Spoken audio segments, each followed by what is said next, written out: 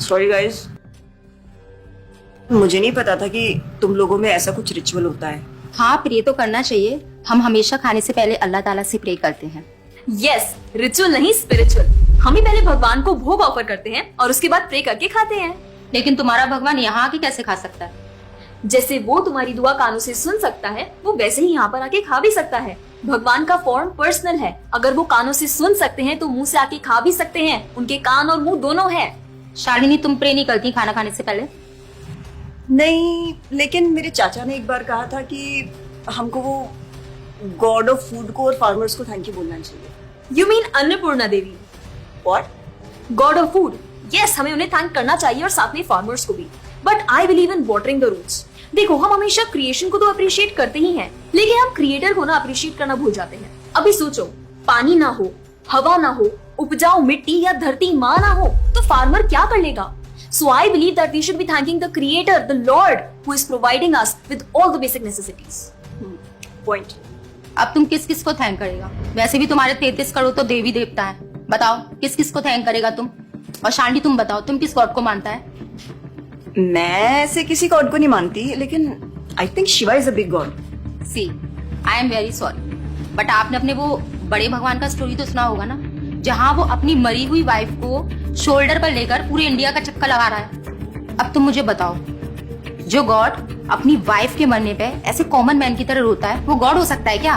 अच्छा, may be, I don't know much about the story, but he is very famous and north में तो राम जी भी बहुत famous है ना। उनका स्टोरी तो तुमको पता होगा ना, सबको पता है। उनकी वाइफ को रावण ले गया था। हाँ, पता है। अब तुम मुझे बताओ, वो गॉड है? वो अपनी वाइफ को भी अकेला नहीं बचा के ला सकता। उसको अपनी वाइफ को बचाने के लिए भी वानर सेना की हेल्प चाहिए, और उस वानरों को भी तुम पूछता है। I am sorry. और गीता, तुम कृष्ण को मानती हो, और वो तो हर लड़की के साथ रासलीला करते रहते थे। ऐसा कैसा कैरेक्टर है गॉड का जिसे हर लड़की से प्यार हो जाता है? और वो खुद डर के अपना जन्मस्थान छोड़कर चले गए थे। गॉड को कभी डर लगता है क्या? और जिसे खुद डर लग रहा है, वो तुम लोगों की हेल्प कैसे करेगा? शिट यार, this is so complicated and confusing.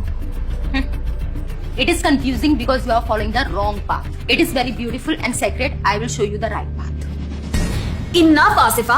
I know what you're trying to do. And Shalini, कुछ भी confusing नहीं है। You know what the problem is कि तुझे पता ही नहीं है, क्योंकि तूने आज तक शास्त्र ही नहीं पढ़े हैं। तो पता कैसे चलेगा कि क्या सही है और क्या गलत? जन्म कर्म च मे दिव्यम एवं योवेति तत्वतः त्यक्त्वा देहम पुनर्जन्म नैति मामेति सो अर्जुना। भगवान की लीलाओं को समझना इतना आसान नहीं है। उसके लिए शास्त्रों का अध्ययन करना पड़ता है, और वो भी एक प्रामाणिक गुरु के अंडर रह के उनकी शरण लेके। अब अगर तुमने शास्त्र पढ़े होते तो तुमको ये पता होता कि शिव जी ने जो इमोशंस उसमें दिखाए थे वो शोक नहीं, विरह था। विरह विरह दोनों सेम नहीं होते क्या? Let's start from the basics. शोक इज मटेरियल एंड विरह इज स्पिरिचुअल। शोक ना दुख की अनुभूति कराता है, whereas जो विरह है उसमें जो सेपरेशन की फीलिंग होती है ना, वो सुख का अनुभव कराती है। भगवान भगवत गीता में ना शोक करने वाले व्यक्ति को मूर्ख बताते हैं। गतासुम अगतासुमश्च नानुशोचन्ति Pandita. A wise man never laments for the living nor for the dead. Bhagavad Gita chapter 2 text 11। अपनों की मौत पे आंसू बहाना शोक है, लेकिन वही रामायण देखते देखते जो आंसू निकले ना, वो विरह है, विरह। और ऐसे विरह से हमारा भगवान के प्रति प्रेम बढ़ता है। तो जिस तरह से शिव जी ने विरह को दिखाया था, उसी तरह राम जी भी सीता मैया के जाने के बाद विरह में भटकते हुए रो रहे थे। और यही नहीं, सीता देवी इतनी प्योर है ना कि उन्हें राम जी के अलावा कोई टच भी नहीं कर सकता था। रावण जिनको लेके गया था वो छाया सीता देवी थी। असली सीता देवी तो अग्नि में समा गई थी, और वो अग्नि परीक्षा के वक्त बाहर आई थी। और आसिफा, तू क्या बोल रही थी? भगवान राम को अपनी पत्नी को बचाने के लिए वानरों की मदद लेनी पड़ी थी। I mean, God is all powerful, right? हाँ, आई मीन वो अकेले भी तो मार सकते थे ना। यार शालिनी, अगर तूने कभी रामायण पढ़ी होती तो तुझे पता होता, जब खर और दूषण आए थे अपने 15,000 ऐसे दानवों के साथ जो इंसान को खा जाते थे, उन सब के साथ राम जी ने अकेले बिना किसी की हेल्प के उन सब के चिथड़े उड़ा दिए थे। अब ऐसे राम के लिए रावण को मारना मुश्किल है क्या? हाँ, लेकिन बाद में वानरों की हेल्प क्यों ली? उनको अपनी सेवा में लगाने के लिए, उनकी ग्लोरीज बढ़ाने के लिए। अरे उन्होंने तो एक छोटी सी गिलहरी तक को अपनी सेवा में लगा लिया था। What? कभी पढ़ा हो तो पता हो ना। खैर, और हम हनुमान जी की पूजा इसीलिए करते हैं क्योंकि भगवान तक पहुंचने का रास्ता उनके भक्तों की सेवा है। जब भगवान देखते हैं कि मेरे भक्तों का गुणगान हो रहा है या कोई सेवा कर रहा है तो वो बहुत खुश होते हैं। जैसे मैं तेरी मॉम के सामने अगर तेरी तारीफ करूं तो वो खुश होती है ना। पॉइंट। इसी तरह भगवान हमसे खुश होते हैं जब हम उनके भक्तों की सेवा करते हैं, पूजा करते हैं। और रही बात 33 करोड़ देवी देवता की, आसिफा तू मुझे ये बता, what is your favourite genre in movies? Psychological thriller. और शालिनी तेरी? Romantic and comedy. एग्जैक्टली। जैसे हर किसी का अपने नेचर के अकॉर्डिंग फेवरेट जॉनर होता है, वैसे ही भगवान ने हर किसी के नेचर के अकॉर्डिंग व्यक्ति के लिए उसके नेचर के अनुसार वेद और पुराण दिए हैं। और उन्हीं पुराणों को फॉलो करके लोग अपनी देवी देवता की तरफ अट्रैक्ट होते हैं। और ये सभी देवी देवता भगवान की ही सेवा कर रहे हैं। जैसे रोशनी के देवता सूर्यदेव, हवा के देवता वायुदेव, बारिश के देवता इंद्रदेव। जैसे एक सरकार चलाने के लिए इतनी सारी पोजीशंस होती हैं, वैसे ही इस पूरे ब्रह्मांड को चलाने के लिए अलग अलग देवी देवताओं की जरूरत पड़ती है। तो मतलब वो अपनी पोजीशन का मिसयूज करेंगे, किसी भी लड़की के साथ कुछ भी करेंगे, रास लीला करेंगे। Stop it Asifa, now you are crossing the line. तुझे पता ही क्या है कृष्ण के बारे में? जो लोग बोलते हैं कि कृष्ण करे तो रास लीला है, हम करे तो कैरेक्टर ढीला है, उनको बोलो पहले भागवतम पढ़ ले। ठीक रास लीला से पहले भगवान ने गोवर्धन उठाया था। उनको बोलो पहले जाके गोवर्धन पर्वत उठाए। पैदा होते ही पूतना को मारा था, बच्चे से एक मच्छर नहीं मारा जाता। When he was crawling, मुख में ब्रह्मांड दिखा दिया था। तू अपने मुंह में अपना ये हॉस्टल ही दिखा दे आसिफा। क्या तुम जानते हो द्वारका में भगवान श्री कृष्ण की 16,108 रानियां थी और सबके अलग अलग महल थे और हर एक महल में श्री कृष्ण सबके साथ होते थे एक ही समय पर। रोज सारी रानियां कृष्ण से खुश थी और उन सबकी जरूरतें कृष्णा पूरी करते थे। क्या किसी नॉर्मल से इंसान के लिए ये सब संभव है?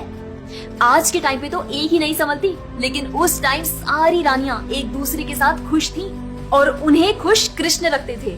क्यों? क्योंकि वो भगवान है।